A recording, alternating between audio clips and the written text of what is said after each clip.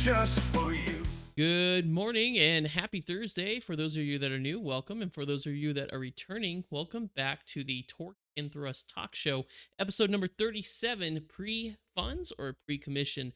My name is Bill. I'll be your host today. I am a airline pilot, a captain on the Boeing 737 for a major U.S. airline. And joining to me today is my fellow co-founder of the Three Green Simulations Group, flight sim extraordinaire and retired New York City EMT, Tommy D of Level Flight Simulations. Today we're going to have an awesome show today, as the title implies.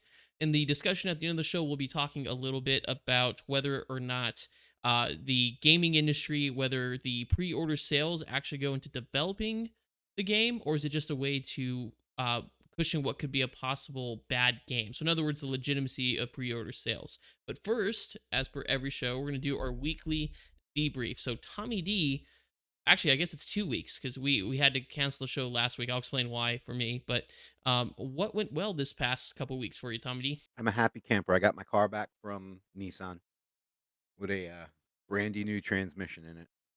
Okay, which I guess would Couple new technically tires. also fall under what also didn't Yeah, go well. it wasn't the transmission that took forever. They were waiting on a couple of electrical harnesses that were bad Okay. because I had a simultaneous failure. Which The is electrical weird because system your and the different. Nissan is not that old, right? It's only like a No, 19. it's a 19 with 76,000. My week, let's see. What went well? I'm on vacation finally, my 32 days. It actually started a little bit early, which is part of the not so good part of my week. But overall, I think the biggest thing is I am on vacation. As Tommy knows, I got DCS, and within a week, I am fully invested and addicted to Digital Combat Simulator. You guys can see my shirt. Wait, hold on. You are. You definitely are. I made within a week. I made my own. Back it says Bert putting B's on T's, which is what I say when I'm trying to put ordnance on targets in the video game. Obviously, um, I got my Thrustmaster set up, desk mounts. That I went from like not even wanting to touch a flight sim to all of a sudden now I'm in DCS, and now I have a good setup. I could probably apply it to Microsoft Flight Simulator too. Um, but I got involved with Tactical DCS. That's a community within DCS, and they're really good. Been learning stuff. I got Tommy into it, so Tommy's got the F-15C, got the A-10A. I was offline before I was talking with Tommy before the pre-show. I was online. I'm editing, as I know Tommy knows. But if you guys watch our American Truck Simulator streams, you know it's the custom liveries on the trucks. I love doing that sort of stuff. I'm currently making a livery for our A-10s for our 521st Virtual Squadron, the Postman.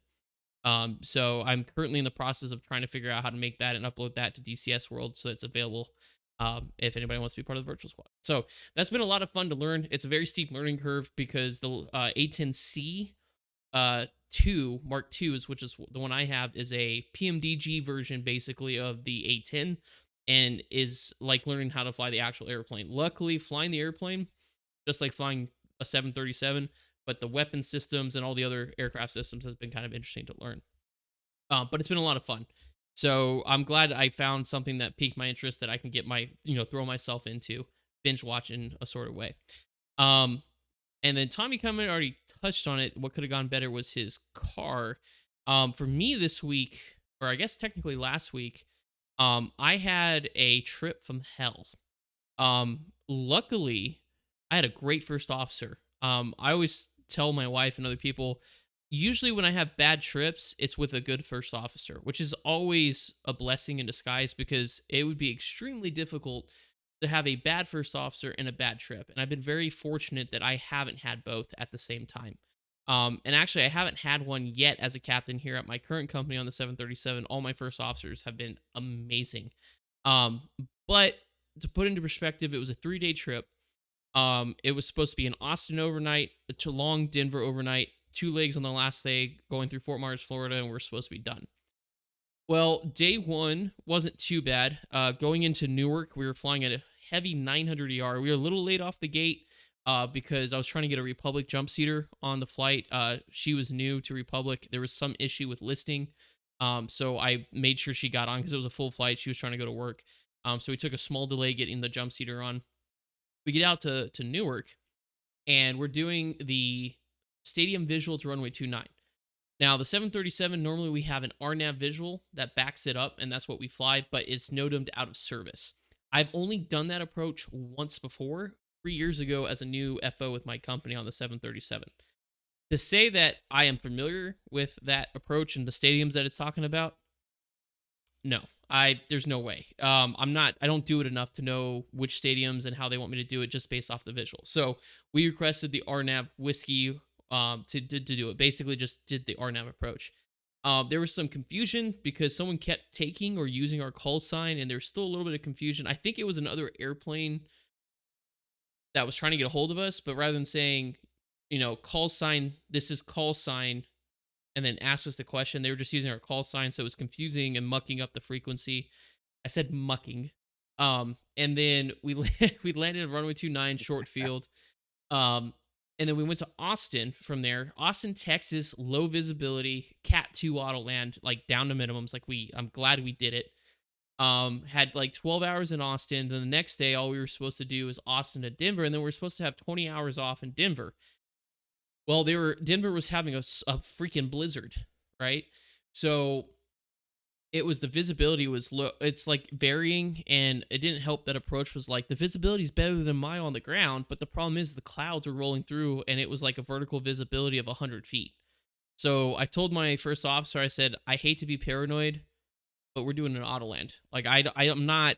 I don't want to, have to go around and end up in somewhere in Wyoming, which is where our alternate was. Oh no, Scotts Bluff was our alternate. So I said this, and that was number 2. That was Autoland number 2, and I'm glad we did it because there was airplanes in front of us and behind us that got sucker, or what's the word? Fell for the honeypot of approach, saying it was better than 6,000 RVR. So they shot the Cat 1 approaches to 200 feet, and they were going around because they didn't have the runway. So we auto landed again into Denver in snow, icy conditions. We taxied off, we parked, and I'm like, thank God we're going to the hotel, right? I don't have to deal with this for another day. Then our phones go off, and my FO's like, uh-oh, they tacked on a Tucson turn. And I'm like, please, no way. So I get a call from scheduling. I'm like, did you guys just add a Tucson turn? And they're like, yeah. And I was like, okay. I'm like, great. And I told my first officer, I'm like, well, get ready to auto land again tonight when we come back. So we get down to Tucson. We were a little delayed because we had a de-ice. Get down to Tucson. We're trying to turn as quick as we can. Then we get nailed with a 3-hour delay going back to Denver because of the weather, right? Because apparently, because of the weather, the team that normally clears the snow and stuff wasn't able to make it out to the actual airport that day because Denver airport is so far outside the city. So they only had one team cleaning in that huge airport. So it was causing a bunch of delays. So we get up about 3 hours later. It was crazy because they kept moving times and moving it back. And so I think we kept the passengers on with the door open, and then after about an hour, we gave them the opportunity to get off the airplane if they would like to, so on and so forth. But anyways, we go wheels up. We get into Denver like 4 hours late. Our 20-hour overnight in Denver now turns into a 12-hour overnight, super short. Right, so we stay at the airport. We get up the next day. It's a 7 a.m. show time. We show up to the gate at 7 a.m. And just prior to that, I get my dispatch release, and in the remarks, the dispatcher says, "Oh, this is your expected departure clearance time. It's 7 hours from when we were supposed to depart." So I call him. I said, "Hey, can you clarify? Is this a 7-hour delay?" And he goes, "Yeah." And I said, "You all should have probably notified us before we left the hotel going to Florida that there was a 7-hour delay." And it makes sense. There was 50,000-foot storms that was 1,200 nautical miles wide, perpendicular to Florida. So air traffic control, it needed the space. It was a legitimate delay. But the problem is now we're running into rest issues in Fort Myers. So I'm on the phone with crew scheduling saying, "Hey, can you guys put us back into a day hotel so we can rest, so that the rest issue won't be an issue in Fort Myers?" And they're like, "Well, contract says it's supposed to be more than 4 hours. The departure delay is only showing 2 hours because that's all they do. The computer does every 2 hours." I said, "I understand, but I have on good authority with air traffic control and dispatch that this is the actual departure time we can expect. So we need to go into rest to avoid a rest issue later on today." And they're like, "No," basically is what they said. Hmm. So I called flight operations in Denver, and I said, "Hey, is there any way you guys can update it to this time because that's our more realistic departure time?" And they're like, "It's a computer system, we can't change it." So luckily, we ended up going and using the sleep facilities that they have in the crew room for us to take a nap, try to mitigate any fatigue issues. And then luckily, the edict did eventually move up by 2 hours later on in the day. So that actually saved us. But we ended up getting into Chicago here on our last day, 6 hours behind schedule. And so I already had a hotel booked. I was, trying to figure out how I was going to get home the following day, whether it was going to be a rental car or such. But luckily, the SkyWest flight going home had also been delayed. So when I landed, it was touching down, but it touched down on the farther runway. So I was able to get us to the gate, say goodbye to the passengers, get off, and we were parked pretty close, and then walk to that airplane at that gate as they were starting boarding to be able to go home.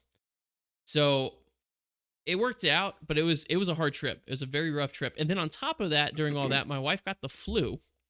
So I came home to my wife with the flu, which I had to call off my next trip because we have what's called kin care. We have 30 hours of family care that we can use our sick bank for.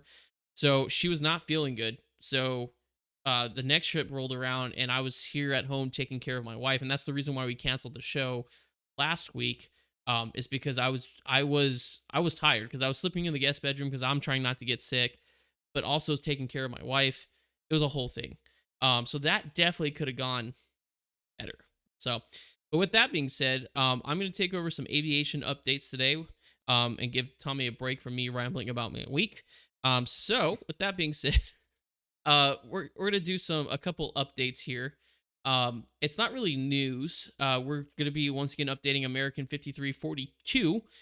As of right now, according to the NTSB, we are getting closer to a preliminary report. But as of right now, there's only been a few kind of updates. They have recovered all the data, including the CVR cockpit voice recorder data from the CRJ and data from the Black Hawk as well.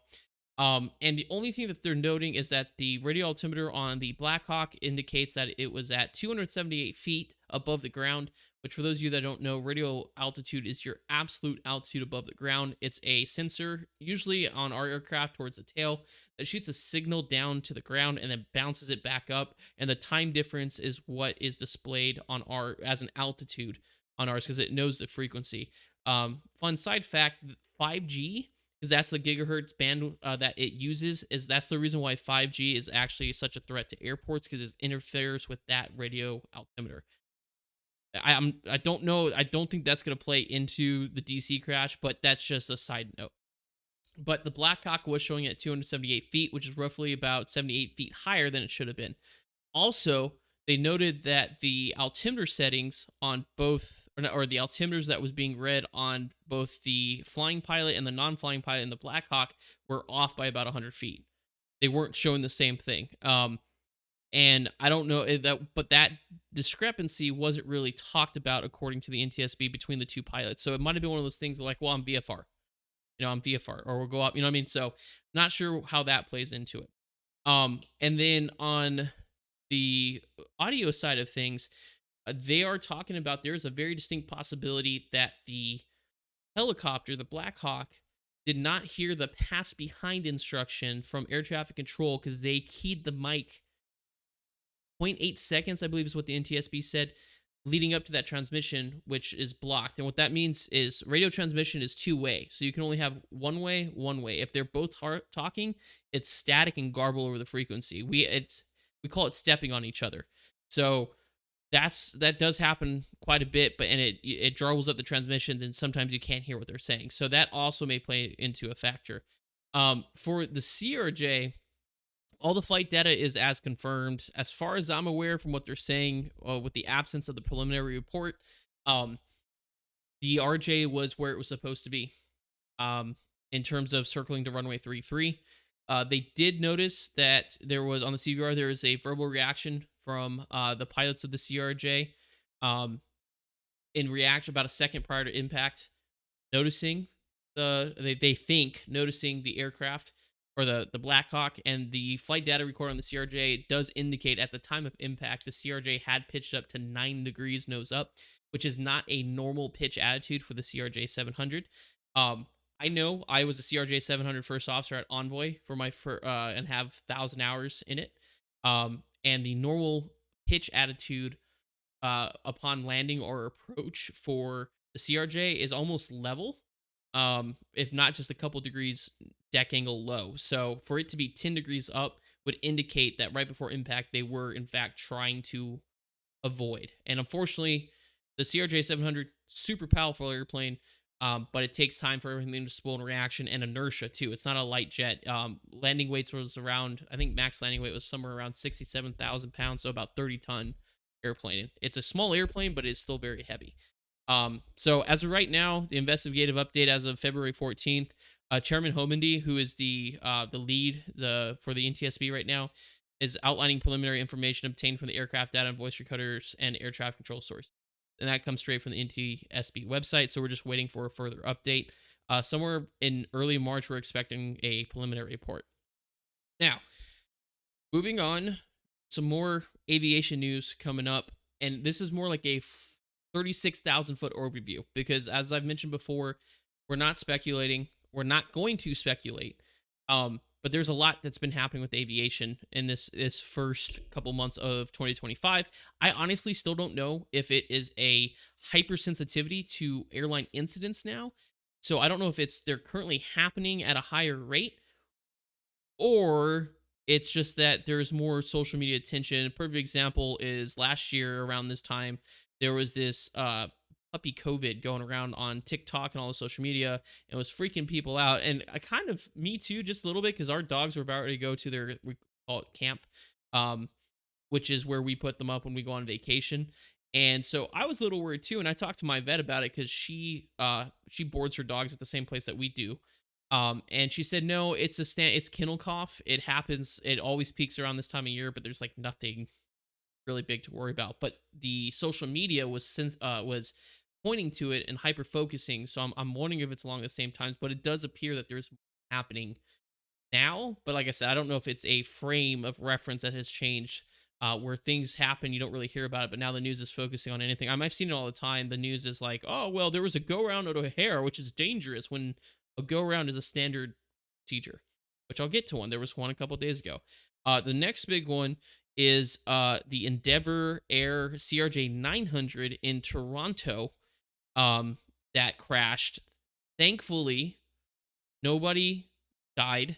There was a couple injuries which associated with it. I'm not going to show the video on here because it is kind of graphic, but their video is out there from an airplane that was holding short of the runway, of it touching down.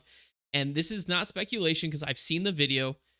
Initially, what happens is the airplane lands, the right main landing gear collapses, which is what instigates the crash. That is not speculation. You can see that for yourself. I am not going to when I say speculate, we're not going to speculate on why why the gear collapse. I have a couple theories, which I may talk to Tommy offline about. But it's the investigative process needs to take place. So that's currently there. And then most recently, a couple days ago, there's that incredible video of Southwest landing at Chicago Midway Airport, and a private jet, flex jet, crosses into the runway as they're about to touch down, and the Southwest crew does an immediate go around. And I have listened to the audio of that from air traffic control. Excellent job on Southwest's situational awareness, because the tower did not call the go around on that one. The Southwest initiated it just as they were about to touch down, and that is the hardest place, in my opinion, to do a go around, because you're at a low energy state. You're already close to stalling, because you're in the flare trying to slow down. So to push the power up, not stall, and also when you shove the power up on lower wing mounted engines on an aircraft, it has a tendency to pitch up. So keeping all that nice, smooth, under control with an airplane crossing right in front of them, excellent job, Southwest. But that's also, once again, we're trying to see what happened. I was listening to the audio.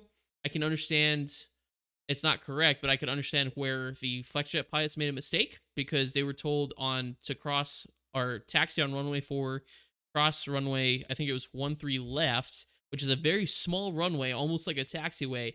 And the lines, since they intersect, don't cross that runway, and then hold short of 13 center, or 31 center, excuse me. And I'm pretty sure that aircraft probably thought that they were crossing 3-1 left when it was actually 3-1 center. So it's a runway incursion. So, like I said, don't know if this is something that there's more aircraft incidents and accidents happening. The overall trend since, pre 2000, between before 2009, especially with the change after the Colgan Air crash, we have been on a very safe trajectory of fatal aircraft accidents. And I've talked about it before with American Airline 5342. Ever since I started my career in 2009, which was about 6 months after the Colgan Air crash, it's been a safe. We haven't had a fatal airline crash. We've had Atlas, which was a cargo plane incident or accident, excuse me, in the Trinity Bay, which was tragic. But in terms of Part 121 operations, we have never, or we haven't lost an airframe in the United States with such a large death toll. And it's been the most. It's the first major airline accident that we've had since 2009. But the trend, other than that, the trend still shows a downward tick. So we are still safe. You're still more likely to get in an accident and get injured on the way to driving to the airport than actually flying. I want to make that extremely clear. I know things seem kind of like, oh, is it safe to fly? It is. It really is. Still the safest form of travel. But there's just obviously these things that we need to review and make specific fixes once the NTSB comes out with the proper report, so then we can continue to make the sky safer for air travel. And let me ask Tommy about this, because from an aviation perspective, I honestly think that they may be hyper focusing themselves on these incidents, but from a I mean, you're a flight sim extraordinaire, obviously a aviation enthusiast, but from a non-pilot point of view, are more or do you feel, because you have more wisdom than you've been on this earth longer than I have. Back when accidents were having more frequently in the early or the late 1900s, as the kids say nowadays, and like the 1980s and stuff like that, do you remember such a media presence where it felt like accidents were happening all the time? Or is it like similar to now? Or do you think it's just the access to technology now that everybody has, like a way to record an aircraft accident or incident that would normally not have been reported back in the day? I think excuse me, I think technology has had a lot to do with that and the readiness of social media and news outlets that they have. Hmm. Now, back during my career, I've been on a few. Um, Between September 11th, I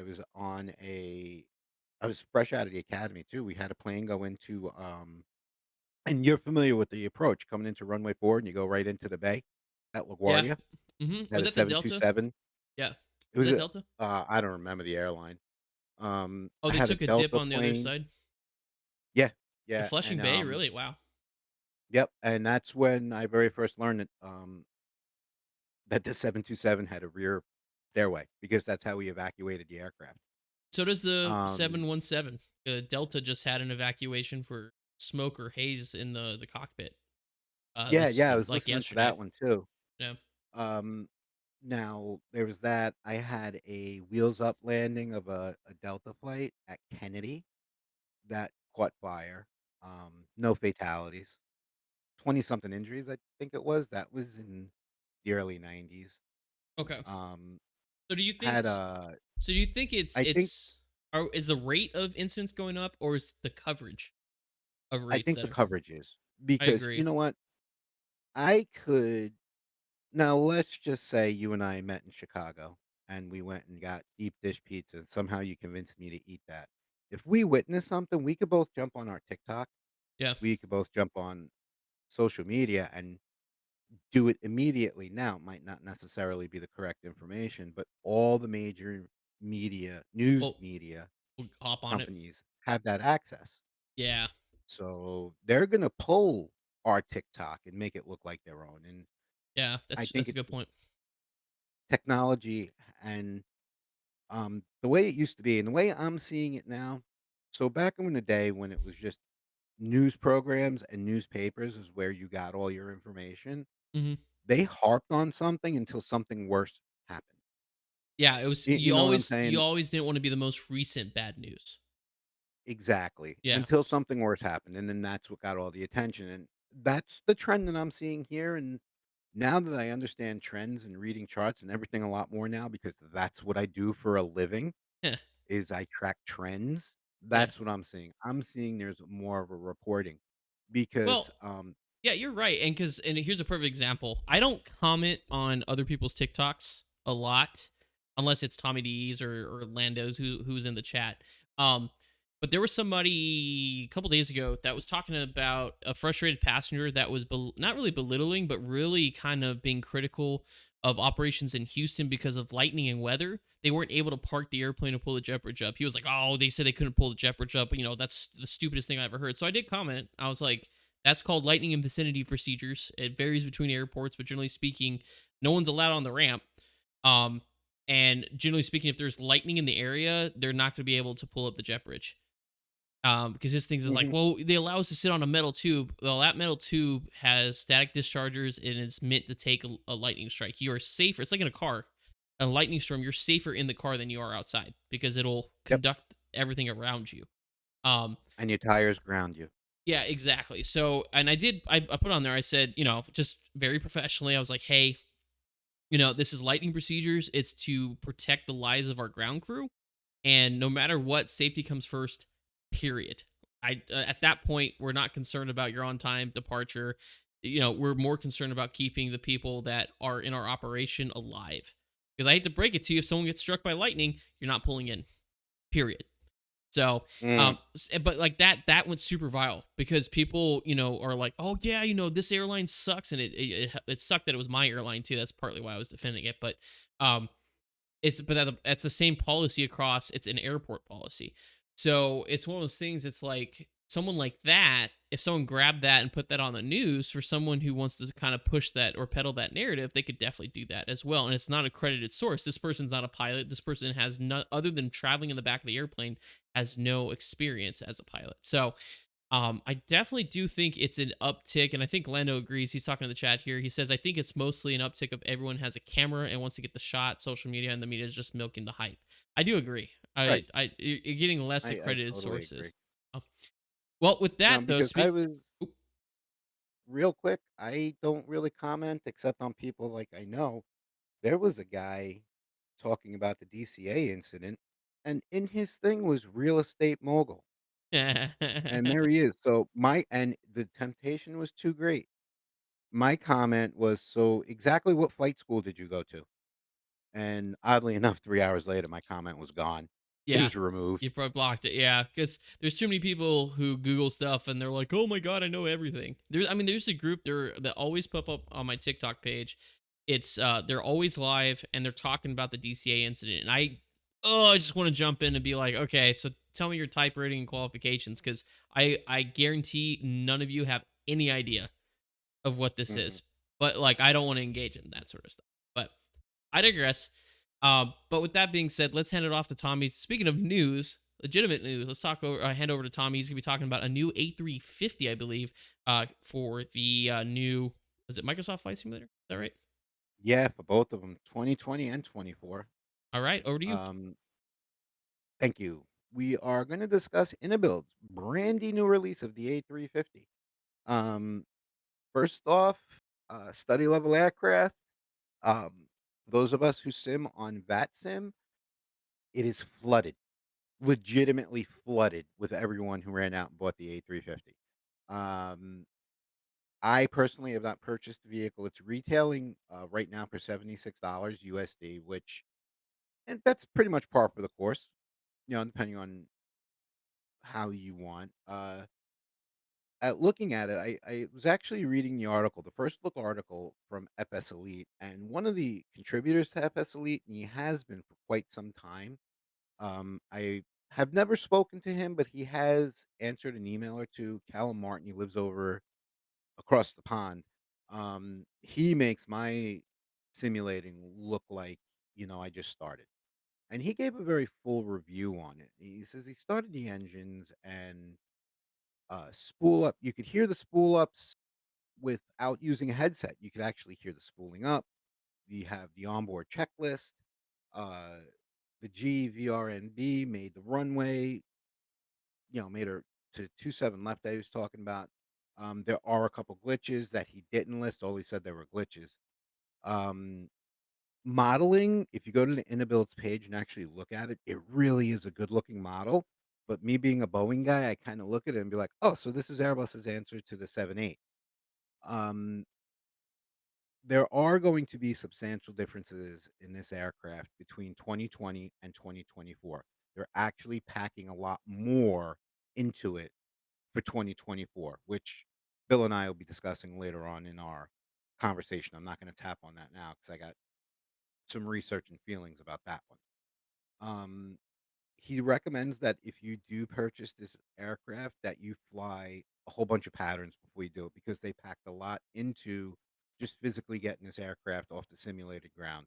There are the on-screen checklists. It will yell at you if you don't do your checklist the same way as the 7.8 and the Boeing 777 from PMDG does. Um, the model for FS 2024, you'll be able to look into your avionics bay and you'll be able to look into your engines. It will have the covers that come up off the sides. Uh, it follows, it is FS Nav capable right out of the box. FS Nav, listen to me. Navigraph. FS Nav was the precursor to Navigraph, but it is capable right off the bat. It is also CPDLC capable. Uh, Now, mainly those of us who fly on VATSIM, when I know I'm going to be flying in an area where there is CPDLC, I use the Boeing 777 from PMDG because that has it automatic. It came with it. Right now, VATSIMmer is Europe. If you didn't know, Europe is the only one using that. There are a few American airports that do use it, but it's not very wide. All it takes is a free Hoppy ACARS uh, subscription and it gives you your ID number, and that's what goes in, and that's what makes your aircraft capable for the CPDLC. When you do get it, you get 2 aircraft. You get the 9,000, I'm sorry, the 900 and the 1,000 variants of it. You get all the standard liveries. I believe it's Delta that flies the A350. There was a streamer with it yesterday, brand new, didn't know what he was doing with the aircraft.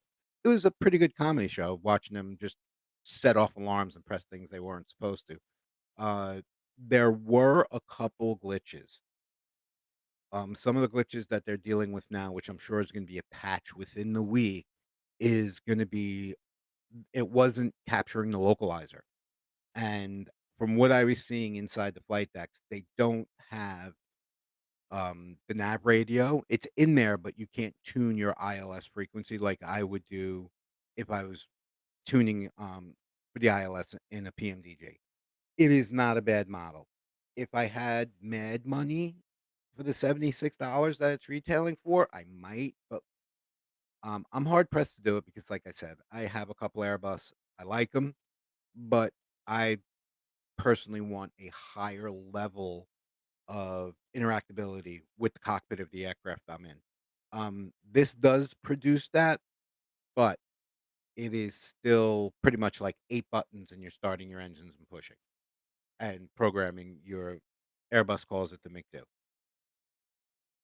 Smooth touchdowns, the articulation of the ailerons and the flaps and the speed brakes was very good. He gave the graphics a very, very high mark. Um, and that's really in a nutshell what he had said about it. The only thing that is kind of confusing at the end of the article, it shows 59.99, but boys and girls, that is in pounds since he's from over the pond. It is not $60 American. It is $76 American. If you are very interested in this aircraft, go ahead and shoot over to the Inabuilds webpage. I mean, I remember when Inabuilds was doing nothing but GSX profiles. That's it. That's all they did. And they've expanded and boomed. And I am a fan of Inabuilds products. A lot of my sceneries come from Inabuilds. No lag, no FPS hits. It's great. Now they have a light and a heavy model. Light model, you do not get crew rest areas, cabin views, things that streamers would use more often. So that way you're just not staring in a cockpit the whole time.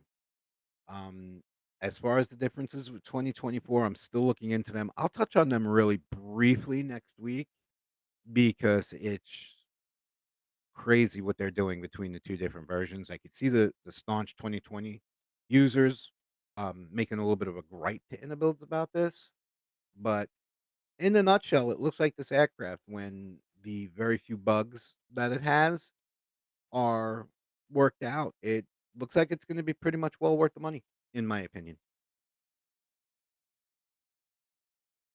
I was sorry. I was telling my dog to be quiet. She's being an absolute menace because the neighbors that just moved in behind us have a dog that she can't play with.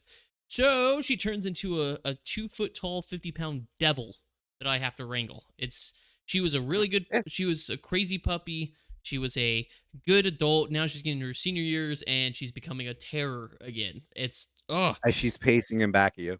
Yeah. Oh, is that her? No, that's Bubba. Harry, get up. They're messing up my entire setup. Just go, go, go. You too, Dad, I wanna knuckleheads. say hi to the masses. Yeah, whatever. All right. Well, yeah, and I want to point out you said the model still only takes a couple of buttons to try to start. I had to break too. That's how Airbus works. You press like 2 or 3 buttons and it gets started. So Yeah, and your engine is it's starting to that's just spool. how Like this is how 2 it buttons for works. the APU and Yeah, which, and it's okay, but I just personally prefer the higher interactiveness. yeah, well, a perfect example is going back to DCS world, because that's obviously my new addiction. Like I said, I could be addicted to things that are a lot worse, and I'm not. So, um, but perfect example is the A10A model or like the F15C model that we have. The F15C model and A10A model in DCS is absolutely phenomenal for people who don't have a HOTAS setup, which is hands-on thrust and or is it throttle and stick. So like I have my new one here with my Thrustmaster T16000M down here. Um and so because that's what I started with. I was like, well, I don't know if I'm really get into this DCS thing, so I'll just get the $15 um the low fidelity, you press a button, turns on, press another button, engine starts, and then you're out birding in the A10A. And then once I was like, ooh, I really like this DCS thing. So then I went to the higher fidelity model, which was $80, which is it's right on par with PMDG with the new A350 you're talking about.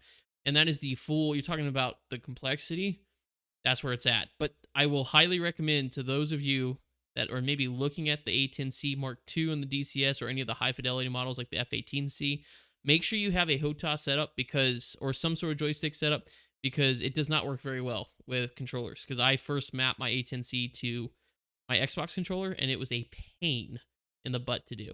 Oh, So, yeah, yeah, it was. I tried doing that and I was like, "Nope, going to buy a flight stick," because it's my, there's a lot of system stuff. So like you have your primary controls, you use your left button to modify for systems, right button to modify for secondary flight controls, and then both bumpers to do like weapon systems. But there's still a lot that you're mhm, doing on your keyboard while you're trying to fly it with your controller, which makes it a little bit harder. Whereas the A10A is not like that. The A10A is I guess built more towards controller users because you do everything on your gamer pad. Um, yep. but and then once you get a HOTAS set up with the A10C, then you use the controls and stuff that you have with your setup. But I completely understand because I'm the same way. I want the higher level model um of things just because I like flipping the switches, I like learning the systems and stuff like that as well. But the Mhm. A350, it's out now, right? It's not like in beta. No, Is the it's not a A350? beta. Okay. She's a full release now. Okay, Yesterday. perfect. Awesome. So definitely go check that out. Remember, it's $80. It says 60 in the article because it's 60 pounds, but in the US it's 80. So 80 bucks. just be prepared for that price tag. So thanks, Tommy, for the update on gaming news, and we'll move over to kind of a shorter um automotive segment. Normally I have it, but there's really not much going on automotive wise. It's a lot of talking about EVs, and we talked about like in the past leaving the Paris Agreement, all that sort of stuff. But there's really nothing super interesting other than Formula One. Don't know if I've talked too much about Formula One on the show, but I am a huge Formula One fan. Both my wife are Red Bull fans. But this year, as of a couple days ago, they had just finished up their testing. So the way it works is the last race is in November. In the winter, they're developing the cars or finishing developing the cars for the next season. And then somewhere in February, they do testing in Bahrain.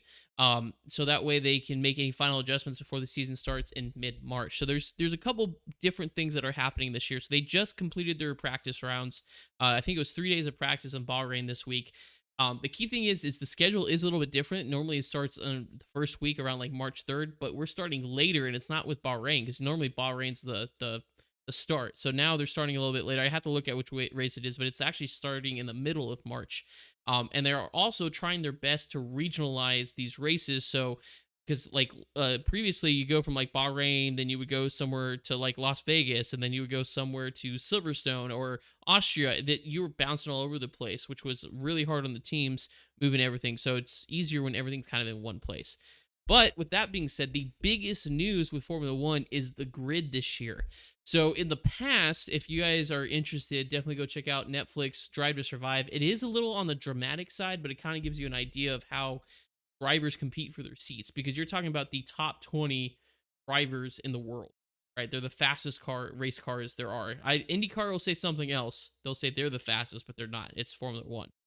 So one thing to point out though is it's usually small changes. So, someone doesn't perform very well, their contract's up, they don't renew their contract, they either disappear from Formula One, go do something else like Le Mans, or IndyCar, because Roman Grosjean did IndyCar. I think he still is doing IndyCar. After he left Haas, you become a reserve driver somewhere else, you just disappear, or move teams. And usually there's like key players, like for example, Max Verstappen is the current reigning world driving champion, working for his fifth consecutive title in 2025. But he's been with Red Bull. He's signed a big release with Red Bull, and up until recently, he has been accompanied by his teammate Checo Perez, who has had a subpar or sub-spectacular performance the past couple years. Because of that, they have released them. Checo's no longer a part of it. But that's not the only big news. The other big news is Hamilton, who was the Mercedes Silver Arrow driver for the longest time, won seven. It wasn't consecutive, I don't think, but it was 7 titles, and he's been fighting for his eighth because no driver other than Michael Schumacher, who has 7, he's trying to break that record of 8 World Driving Championship titles. In a surprising move last year, Hamilton has now moved to Scuderia Ferrari, and that was a move I didn't think was happening. There's a lot of internal politics that go on with Formula One. And Russell moved to Mercedes with Hamilton, and Russell was outperforming Hamilton at Mercedes during the last season. So I'm almost thinking that Mercedes was leaning more on Russell. Hamilton didn't like the idea of not being the number one driver or the star of the team and moved to Ferrari. Now, Charles Leclerc is his teammate at Scuderia Ferrari, and Charles Leclerc is a force to be reckoned with. He is a very good driver. He's been with Ferrari very early on because his godfather, Jules, was also with Ferrari and unfortunately died in a terrible accident probably like 10 years back, somewhere around there. But he is a pedigree Ferrari driver, and he's very good. His teammate used to be Carlos Sainz. Carlos Sainz is an amazing driver, but the strategy behind the Ferrari pit wall calls were not the greatest of the past couple of seasons. So, anyways, the point I'm trying to make is this year's grid has completely been shaken up with new rookies, some big names moving to different teams. So I'm just going to run through the grid so you guys kind of get an idea of where everybody is. And it's going to be definitely, if you aren't in Formula One or into it, I would highly recommend the Netflix Drive to Survive series to see if you like it. And then if you do, definitely watch the races because it is going to be an interesting season. So out in front, we got Max Verstappen, the reigning world champion with Red Bull. No longer is Checo Perez with them. It's with Liam Lawson is now his driver. And then in Mercedes, we got Russell. George Russell, who's been with the junior team, which was Williams, is now with Mercedes. I think this is going on his second or third season. His teammate is now Antonelli, an Italian Antonelli. Haven't seen him, but I'm pretty sure they brought him up from Formula 3. In Ferrari, we got Leclerc and Hamilton. In McLaren, we got the same team as last year, Norris and Piastri. And that's going to be an interesting duo because Norris has been a very strong competitor, especially with Max last season, and also with George Russell.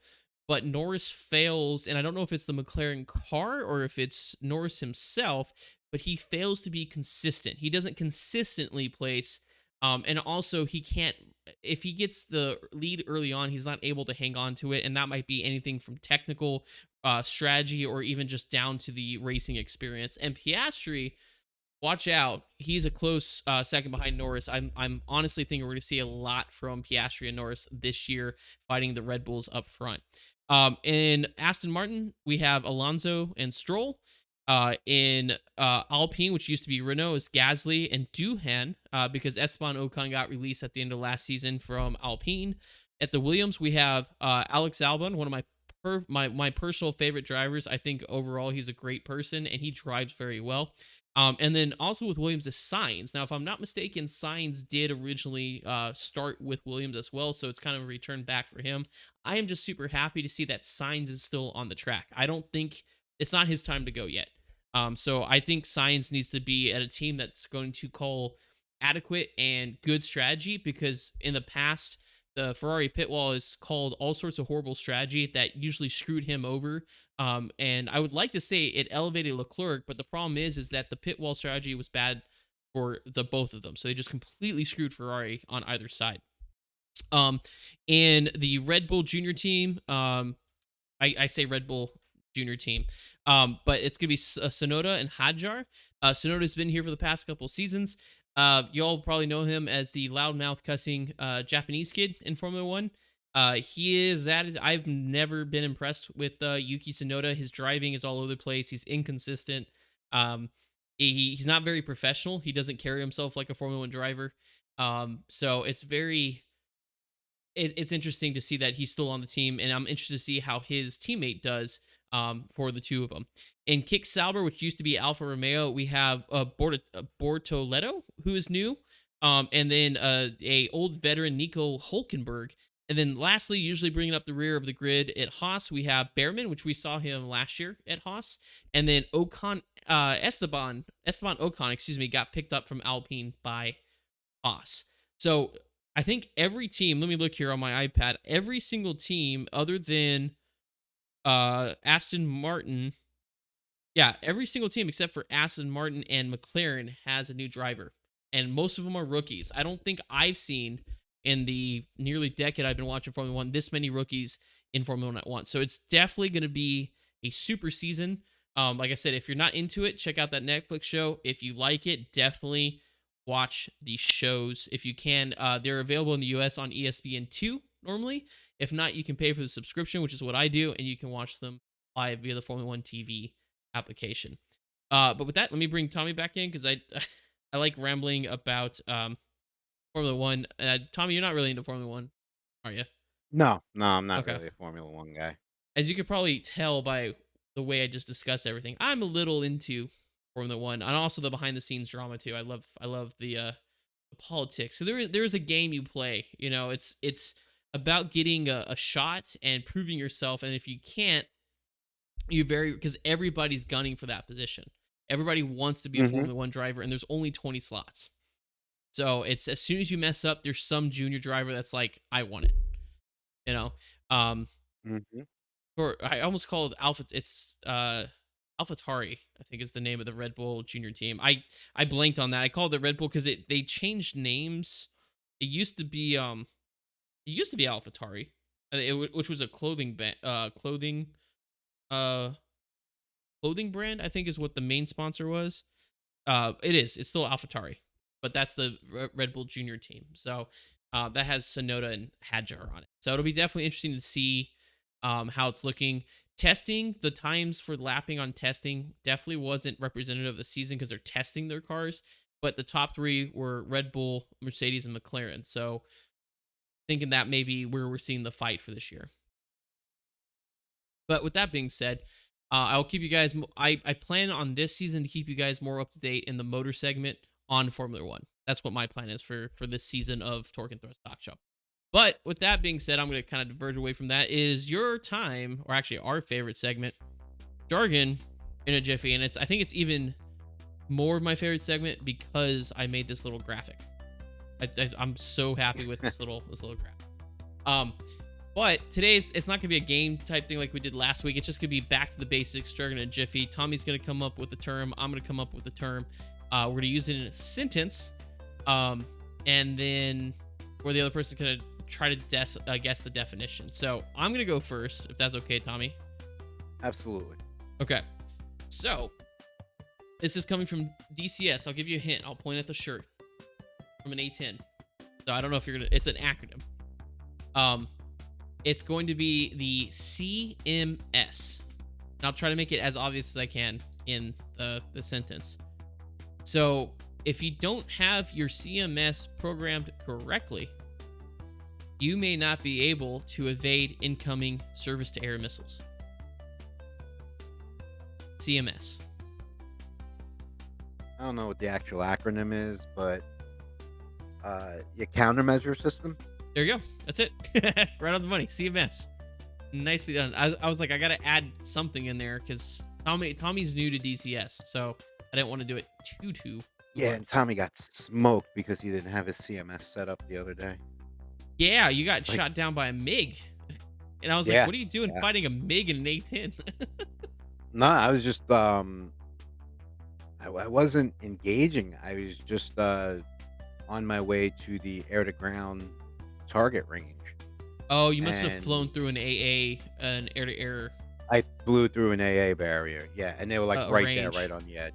Yeah. Just how I was learning that no matter how hard I try, the A-10 is not a standoff or an anti-SAM aircraft. In that same server that Tommy's talking about, there's an air-to-ground range too, which is in the valley. It's in the mountains in the server, in the map. And right in the middle of it is a bunch of SAMs. So the specific SAM that I was trying to get into has a range of 22 miles up to 26,000 feet. So I try to take a A-10 fully loaded with some laser guided munitions up to about 30,000 feet to fly over, then drop to take out the radar and then work. The problem is it was too heavy, and so I was literally getting the stall warning horn at 30,000 feet. I'm like literally doing slow flight, trying to stay up there so I can stay outside of the SAM range. And I started descending into the SAM range as soon as I hit 29,000 feet or 26,000 feet. SAM launch, and I was too slow, didn't have enough energy to evade the SAM. And even with chaff and flare, part of my CMS system, my countermeasure system, it wasn't. All that work, and I just got downed by a SAM. So, Tommy D, what is your word for Jargon and Jiffy today? Okay, so my word is very long, but I think you're gonna be able to get this. The Okay. word I'm using is from my current job. It's called Okay. a transpositioner. And here's the Transpositioner. sentence. Okay. Transpositioner. I was walking to the conveyance system, and I had to help an employee raise their transpositioner. All right. Say the sentence for me one more time. I was walking to the conveyor, and I had to help an employee raise their transpositioner. So I'll give you a little bit of hint because it's not a very widely known term. It's a sort of Transpositioner. Is Yep. it like a forklift? equipment to make things easier. Yeah. Is it like a forklift? Keep going. Almost. It's not exactly a forklift. A pallet It's- loader? Yeah, that's exactly what it is. A transpositioner is a. Why not just call it a pallet loader?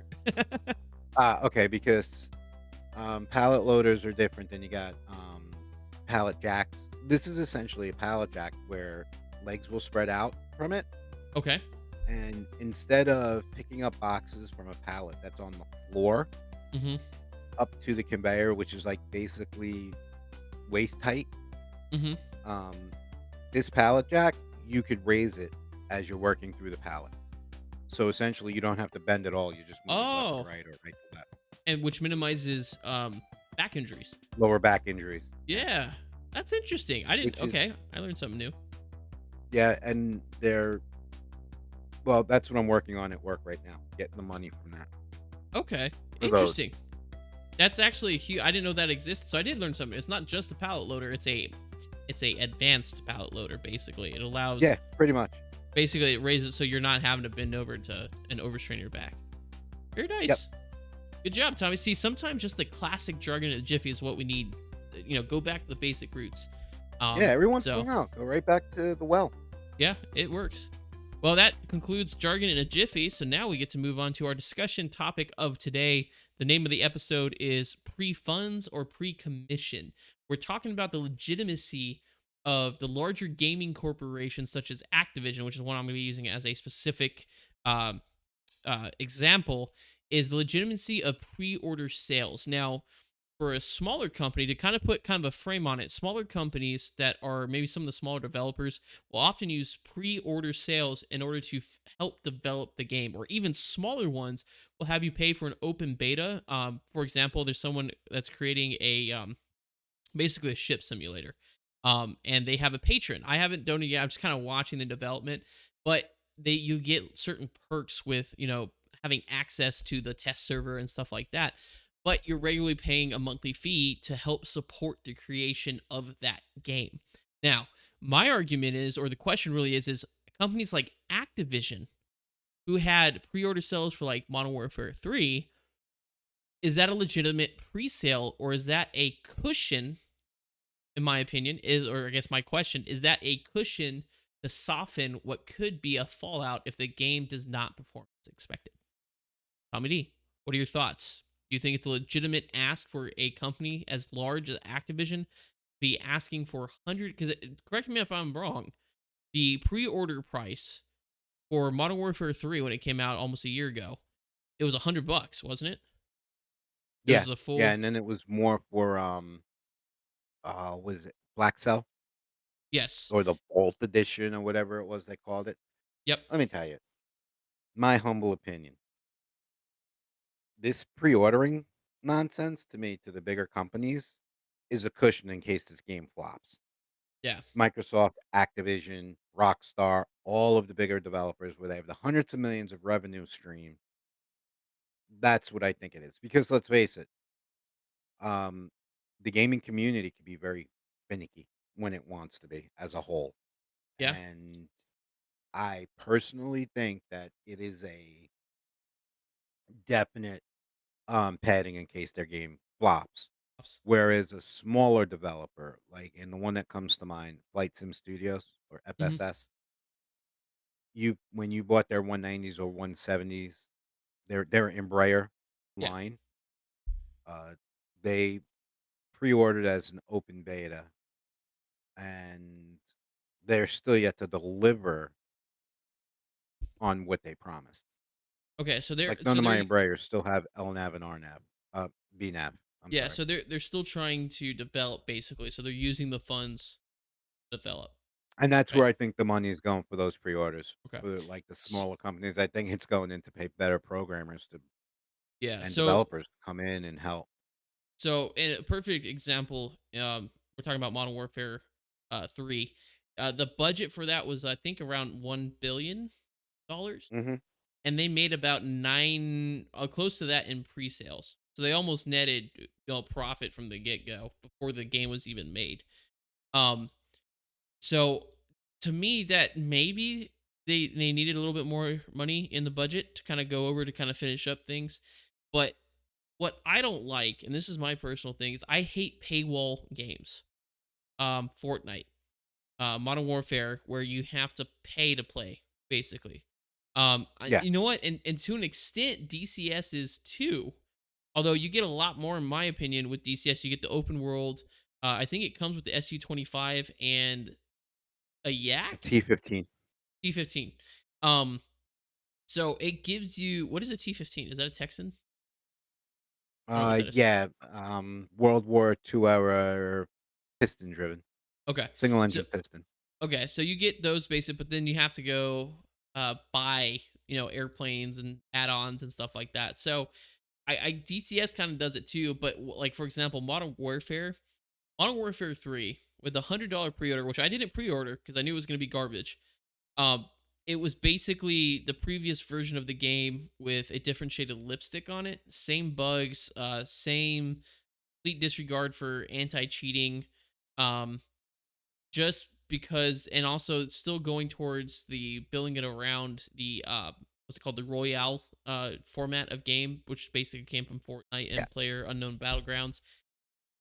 And then you do the pre-sale, you pay $100, right? Which raised them almost $940 million if I did my math right.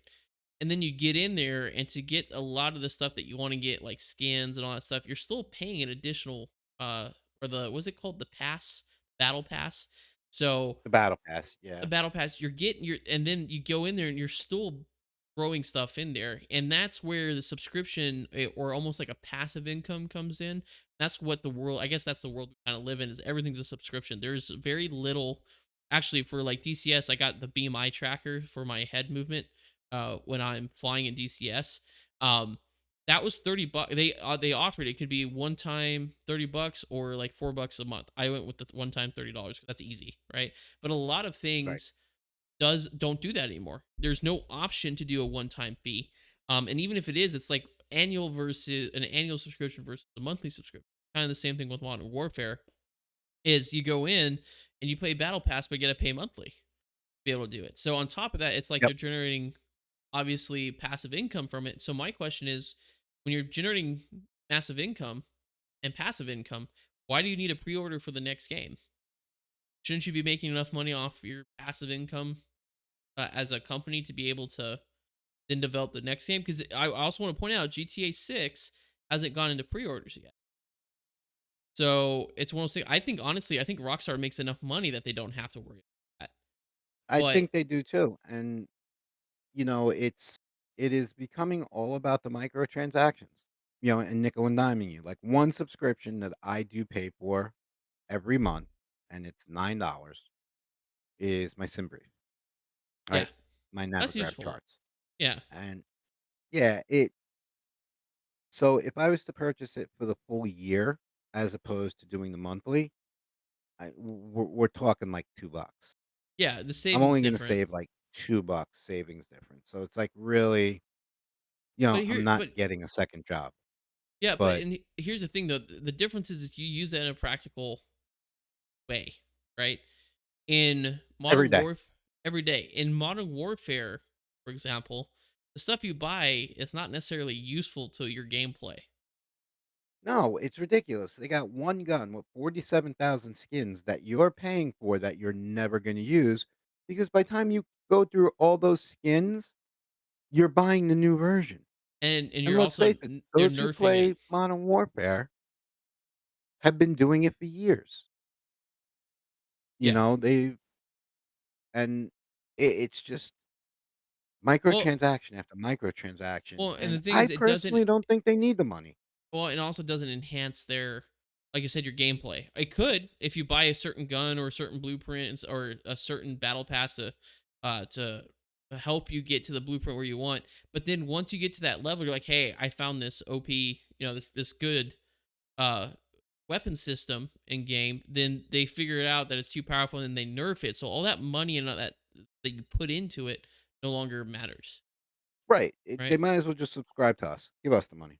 Yeah. Only kidding. So But but and that's my point. I'm using Modern Warfare just because that's one of the biggest gaming companies out there. Other companies do it too. I mhm. just the point I'm trying to make is I don't know if the bigger companies, if pre-sales, and also with the bigger companies, it also might be for their shareholders too. It looks better when they do pre-sales versus offsetting the costs versus a complete loss in a quarter, for example. So Well, sure, think about it. If you were a shareholder in Microsoft or in Activision, right, and you're sitting there and they made back almost the total development budget for that game before the game actually releases, your stock is smiling all the way to your bank account. yep. So and I And think that's where it is all about. It just boils down to more corporate America stuff. yeah, well, and that's why, like I said, is it pre-funding or is it pre-commission? As in, they're getting the money ahead of time. And unfortunately, like with GTA 6, I'm gonna pre-order it. I already told my wife as soon as that becomes available, I'm pre-ordering it. By the way, Tommy, good news. There are rumors that PC version of GTA 6 might be out in early 2026. Yep, I read that, and that was gonna be a future gaming news for one of the shows, Sorry, but, oops. no, no, no, no, not at all. Because I was gonna bring it up to you anyway. Yeah, I saw that. So that There's might be not enough reason. legitimacy in Yeah, the it's article rumors. yet for me to It's bring it out. it's rumors right now. So just a Yep. fun rumor to think about. But it's one of those things. The loyalty. will drive the pre-orders because I'll do. I mean, everybody that's waiting for GTA 6, there's millions of me, of people like me waiting for GTA 6 to come out. So, Oh, and this and the same thing with Activision, you know what I mean? But my biggest thing is all those people that pre-ordered it, and granted, those are the people that pre-ordered probably would think that Modern Warfare 3 was an amazing game no matter what. But me, I remember looking at it going, I that's not worth $100, Tommy. We talked about it for the longest time, and I only got it when it went down on a sale. I think it was a Black Friday sale or something like that. yeah, Um, yeah. because it wasn't that good because you get in there and you have to buy everything. So it'd be one thing if you pre-ordered something and then, like for example, GTA. I hope GTA 6 isn't like this, but GTA 5 for the longest time in 2013 when it first came out, you didn't really have to buy anything unless you wanted to preload your in-game like cash stores with actual money. Like I think $100 would get you like $10 million in game or something like that if you want to go buy something. Yeah, something like that. You didn't have to do it. There was no paywall. You could work your way up. You could do missions. There was an economy system in place. But with Activision, there's nothing like that. It's you just as soon as you go in, and I keep using Activision, but other games I should say, you go in there and there's that paywall. Fortnite's the same way, where you go in Mhm. and you have to pay for all this sort of stuff that doesn't really necessarily enhance your gameplay.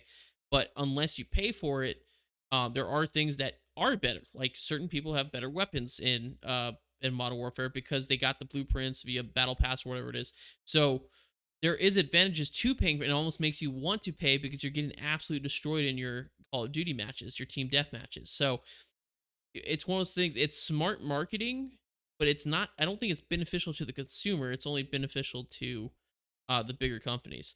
So I would I couldn't say, agree more. yeah, I would say I think we're pretty much in agreement with this. I think for smaller companies, it's a pre-fund thing. It's helping them fund the final development of the game. But the larger companies like Rockstar, Activision, Ubisoft, all those, they're more kind of cushioning their quarterly earnings call, I think is what they're doing there. Because at Mhm. towards the end of development, like with Modern Warfare, if you're going to over budget, let's say the $1 billion to your shareholders, you're gonna have to justify that. And the only way to really justify that is be like, look how many people already want this game. And this is only the beginning. Yeah, So exactly. once again, Exactly. 100% on board with do you I on think that it's one. right? No, I think it's taking advantage of the consumer, especially if you're gonna deliver a garbage game. Um, but also that's the world we live in. That's I've said it so many times the past couple months. It's capitalism. Just like in when I was talking about in the Super Bowl, in I was in Las Vegas, and I think I talked about it last episode. The most expensive cable I saw was $2,700 to watch the game, and the cheapest was a $10 cover charge at Buffalo Wild Wings. And I hate to break it to you, their wings aren't even worth $10. So No, they're really no, not. no. So it's I one of didn't those enjoy things. that place. But it's capitalism. That's supply and demand. That's exactly. It's one of those things. I'm not suggesting anything else, but capitalism alone is supply and demand. So if there's a short supply or a high demand, for example, Modern Warfare, they can jack up the price as much as they want, and people are going to pay it. You know, and same thing with Call of Duty. I told Mhm. my wife, I said, I don't care how expensive. I do care, but it has to be within reason. But the GTA 6 pre-order, for me, about $100 is about the max I'll pay for it. And if it's less than that, I told my wife I'm pre-ordering it. Period. I think it's So gonna be less than that. it probably is. Generally speaking, it's around like 60 to $70. It's usually the Yeah. open world. So I'm just praying that Rockstar doesn't follow suit and make it a paywall type game because that's gonna ruin it. That's gonna absolutely ruin it. I like having the option if you want to add money, but it shouldn't prevent you from playing the game. Right. So I Right. think And so more so not necessarily the pre-commission for me. It's the paywall or the microtransactions after the fact that you already dropped a whole bunch of money just to pre-order the game. right. And I gotta drop another $100 so I can be competitive. Not happening. Yeah, exactly. Do not want Not that to happen. happening. So, well, that was a good discussion. Thanks, Tommy. Once again, we're in agreement. This wasn't really a disagreement one. I think we're both kind of on the same page. But with Yeah. that being said, we'll wrap the episode. Thank you guys for watching and listening. If you guys are listening, make sure you smash the like, either on YouTube or wherever you're listening or watching. We do appreciate the follow. Let us know if there's anything you'd like us to see or to say, excuse me, or to do on the show. If you have any topic ideas, you can go to our forever free Discord, Three Green Simulations group. Link is in going to be in the bio of this the podcast. It's free to join, always free, and there's a specific section where you can suggest topics for us to discuss on the show. Our next show should be next Thursday. Is that sound right, Tommy? Next Thursday. Yeah, that's what I got. Yep, that'll work because next Thursday after that I'll be out of town, so there'll be a week where we're not gonna do the show after that. So next Thursday, same time, same place, 11 a.m. Central, 12 noon Eastern Standard Time. We'll be back on live on YouTube, Twitch. Yeah, just YouTube and Twitch is what we're doing now. So YouTube and Twitch right back here. So with that being said, for the Torque and Thrust Talk Show, I am Bill, I am Tommy. and we will see you all next week. Thank you for watching. Torque and thrust, feel the rush, every turn and every gust. With Captain Bill and Tommy too, adventures waiting just for you.